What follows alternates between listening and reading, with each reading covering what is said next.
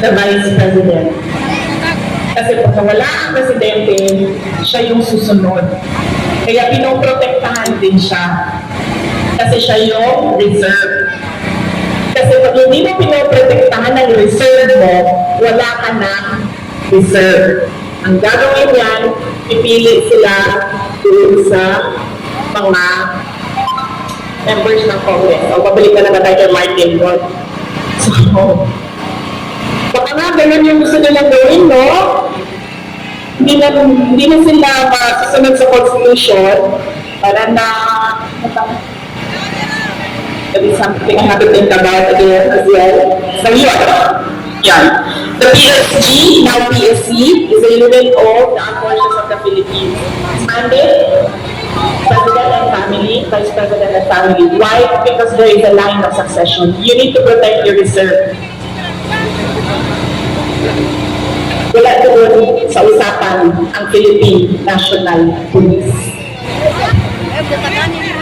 Super last po from OVP Media. Based on the BBM COA joint circular, OVP and DepEd violated a rule on confidential funds that you allowed security officers to handle them instead of special dispersing officers. What's your reaction? Sorry ha, ulitin mo yung Based on BBM COA joint circular, OVP and DepEd violated a rule on confidential funds when you allowed security officers to handle them instead of special dispersing officers. What's your reaction po? Sino nagsabi? Sa BBM COA joint circular. Kaya nga, sino nagsabi mo na kasi doon ay may violation? Wala, siya lang. This is question from Sir JC from OVP Media po. Oo, but someone has to have said balikan niya na lang. Balikan natin last one from Mr. Cholo Arquiza. Actually, balikan natin yung local, no? Local fund. I can see former Vice Mayor, former Mayor, Wesley Bangkon, and people. And it is a common knowledge na nung last election, isa siya o kundi siya lang yung bumintangin talaga natin nakita yung suporta sa iyo bilang sa patalbo ng Vice President. And now he's running under a group na kumbaga kalaban ng sinasabi ng hindi mo kilala na kongresista. So, since nandun si Mayor Ben sa grupong yon, is it safe to say na kung mag-endorse ko kayo ng candidate locally, of course, kasama niya si Mayor Ben at yung kasama ko yung buong partido niya at yung kalaban ng sinasabi mo hindi mo kilala. Thank you po. Okay, yes. Sige. Well, kung meron pa mga value words ko dito sa Zamboanga City at meron pang mga tao na ay, nakalimutan ko sir, tama. Sorry. Kaya pala ako hindi na mag-endorse dahil yung last endorsement ko, anong nangyari? Sinasabi natin ng mga tao na budol sila. Say, Sarah, napudol kami dahil sa iyo.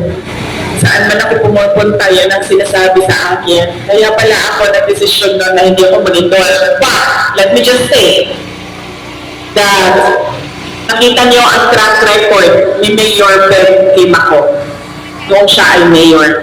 Nakita niyo ang kanyang mga accomplishments.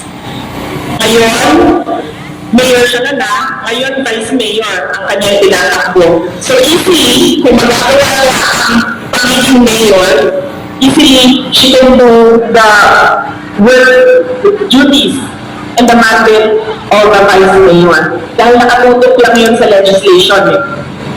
So, kung kaya niya ang executive, lalong-lalo na nakaya niya ang legislative. Dahil napaka one track ang trabaho ng legislator, gagawa ka ng batas. So, on that point, the voters should think about that. Her achievements, accomplishments as mayor, and her capacity na mag-vice mayor. Lagi ko sinasabi ngayon, ano ba nakakaisip ng mga tao ngayong darating na ang eleksyon? Una-una, pangako. Huwag na kayong maniwala sa pangako ha. Pag sinabi ng tao, ito ang pangako ko, i-check niyo muna. Yung mga pangako ba niya noon, pinupad niya ba? Check niyo. Ano ba yung mga pangako niya noon? Natupad ba yun? So dapat ba na... Ano ba yan?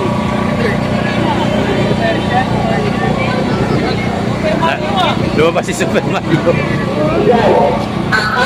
Ais, mais, at kung ano-ano pang tinatawag na ayuda, nagiging legal ang vote buying.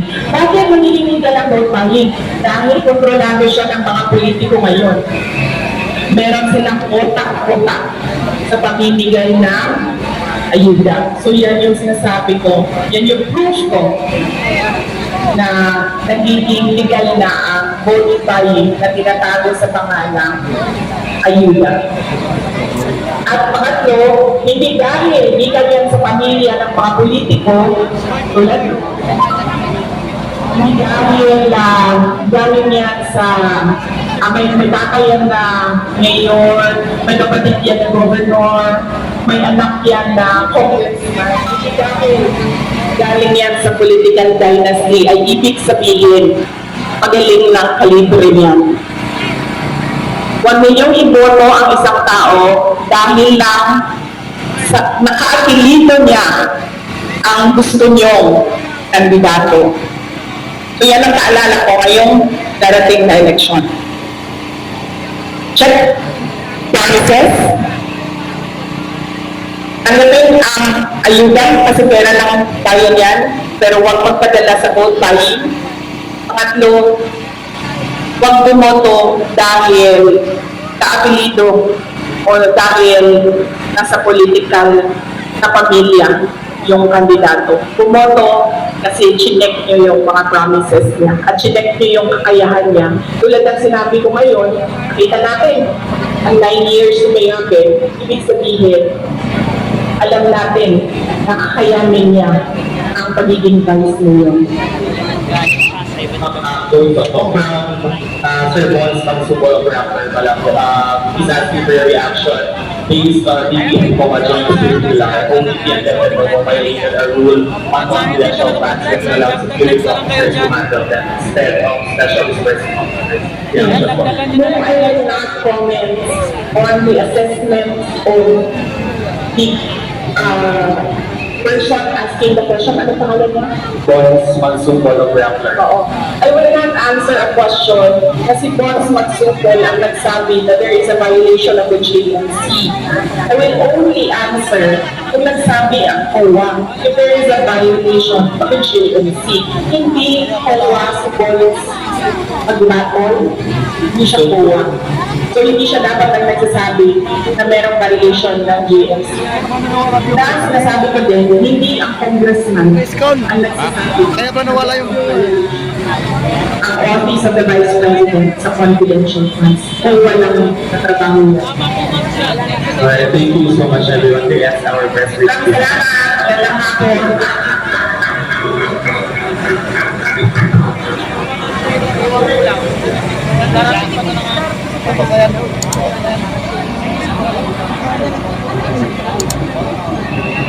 Darating pa ito na ilang buwan.